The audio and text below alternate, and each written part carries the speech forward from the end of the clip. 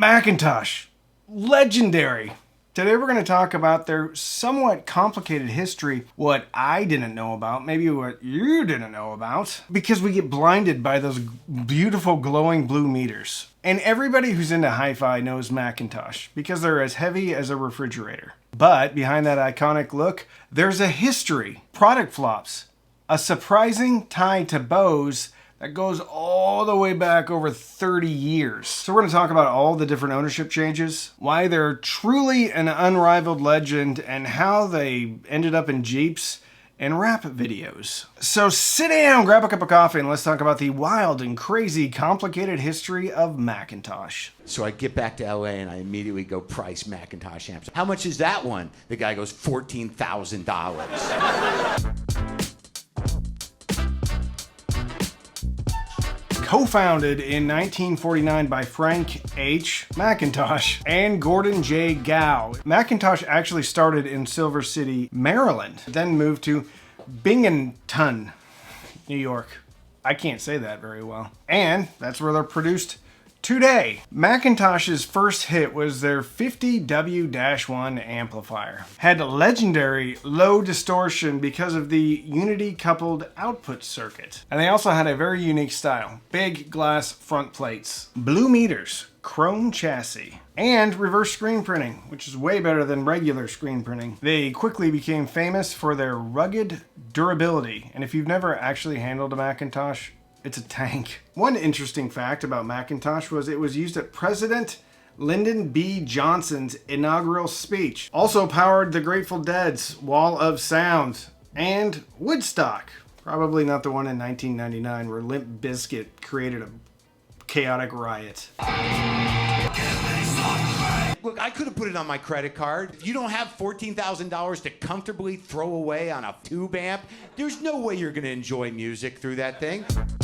By the 1960s and 70s, well, Macintosh got quite the reputation for being expensive. It was for good reason. It sounded great, it was built great, and dealers, well, they sold the experience. Anyway, they also had trade-up programs. You would take your older unit in and trade it up to a new one, which that speaks to a couple of different things that we'll talk about later in this video. They even had traveling amp clinics. They were expensive, but they were also known to be bulletproof. I know guys that are listening to Macs that are 60 years old without any work done on them. Not many, but maybe one guy. But the luxury reputation, the brand equity, well, it doesn't always protect you from business stuff.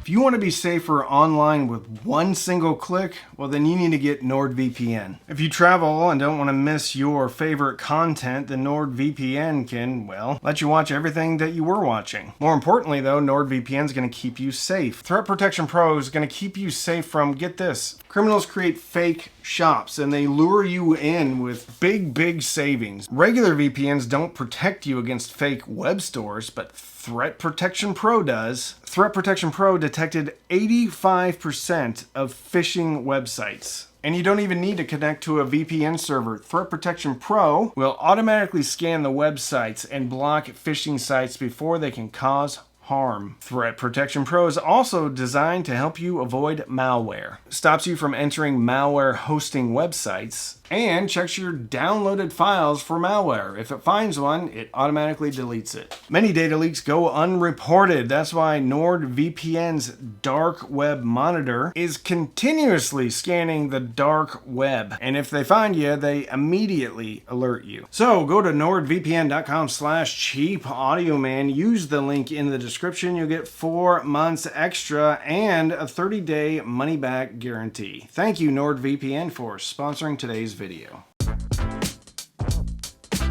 Frank H. McIntosh began retiring in the 1970s. He didn't just retire, he started to retire. And Gordon Gow, the longtime VP of Engineering and Marketing, he took over. However, in 1989, Gordon Gow passed away. And Macintosh was sold to a Japanese giant company, Clarion. Remember Clarion? Yeah, the car stereo Clarion. Price tag?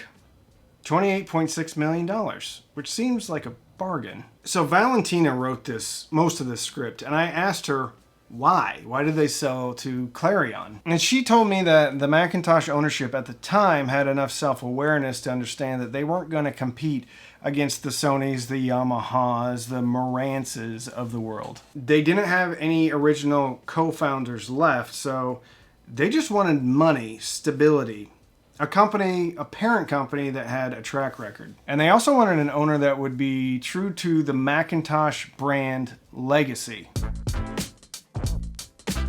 And supposedly, one of the first meetings that Clarion had with Macintosh employees was basically to say, listen, we're going to keep this thing intact. By the mid-1990s, Macintosh stereos showed up in the Subaru Legacy, in fact, in 1996. Later, it showed up in the Jeep Grand Cherokee. The Jeep Grand Cherokee was apparently a concept car, but later it went into production, as we all know. Talk about a contrast. The coveted Macintosh that you saved your entire life for, Subaru Legacy.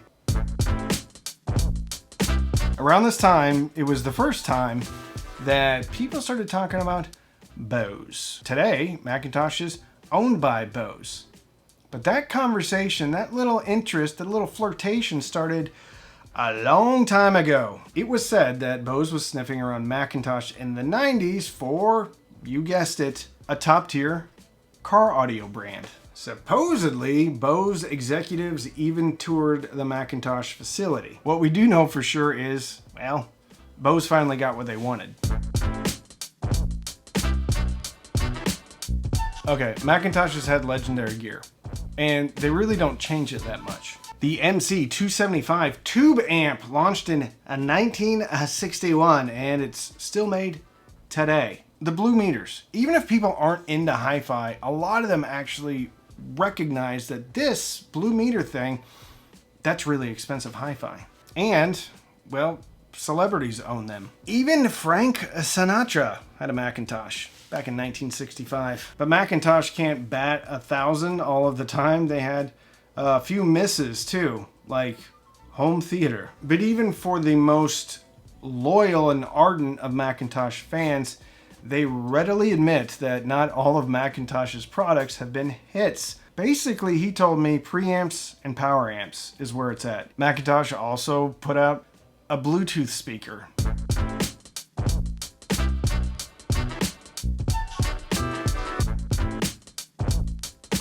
In 2003, Clarion sold Macintosh to the Italians, and that company, the Fine Sounds Group, and it was later renamed to the Macintosh Group, also owned Sonus Faber. Some Italian speakers that I really like. I think Macintosh and Sonus Faber really complement each other, like peas and carrots, peanut butter and jelly, canoes and windmills.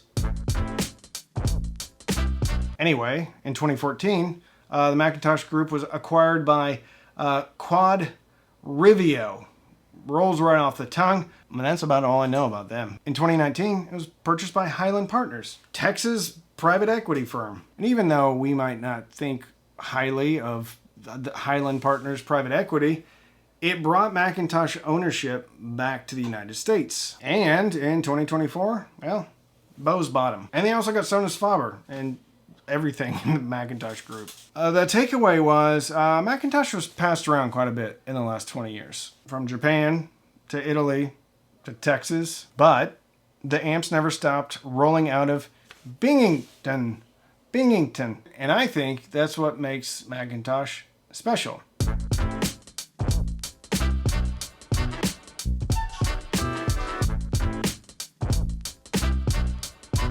So Macintosh is truly a unique hi-fi company. For example, they have what's called the House of Sound in New York.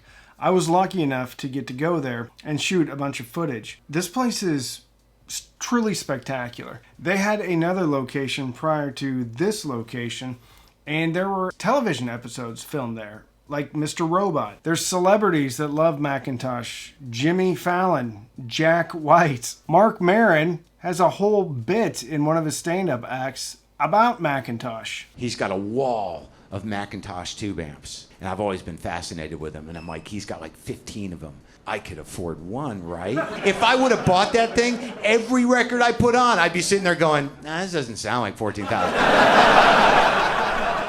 And then eventually he'd go over to some other guy's house and he just had a cheap setup and he'd listen to the same record and it'd sound perfect. And he'd just sit there going, I'm a fucking idiot. The latest Daredevil series, which wasn't great, it was okay. There's a Macintosh integrated amplifier. And Matt Murdock can't even see.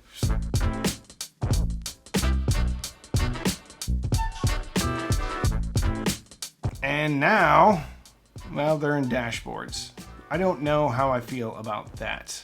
What is your opinion? Do you think the Macintosh brand being in the Grand Wagoneer in a Jeep again is a good idea or a bad idea? Do you think it's going to water down the brand? I get it. They need to make money. And unfortunately for us, it's not going to be by putting Macintosh in living rooms. It's going to be by putting them in vehicles. Many hi-fi brands subsidize their home audio with car audio. It's a reality. But besides one other company, really no other company, Macintosh is unrivaled for this reason. Every company that's bought Macintosh knew they needed to protect Macintosh. You can get a Macintosh coffee table book. There's an entire website dedicated to talking about the different models when they came out. It's a Macintosh encyclopedia. The fan base for Macintosh is basically unrivaled.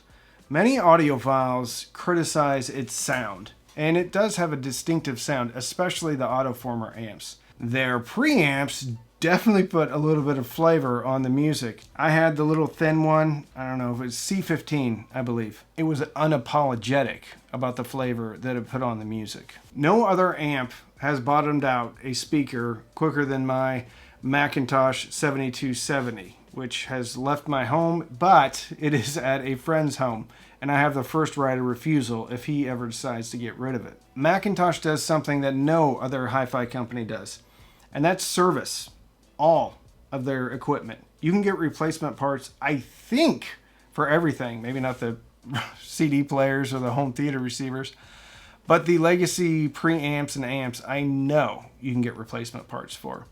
Who does that? Well, nobody.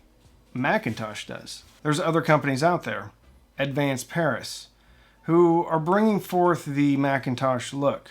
Some people call it the poor man's Macintosh.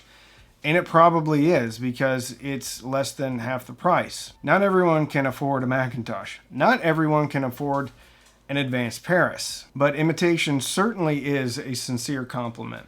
Regardless of how some people feel about how Macintosh sounds, they cannot argue with the legacy, with the impact that Macintosh has had on high-end audio. Some people don't consider it to be high-end audio, but most people do.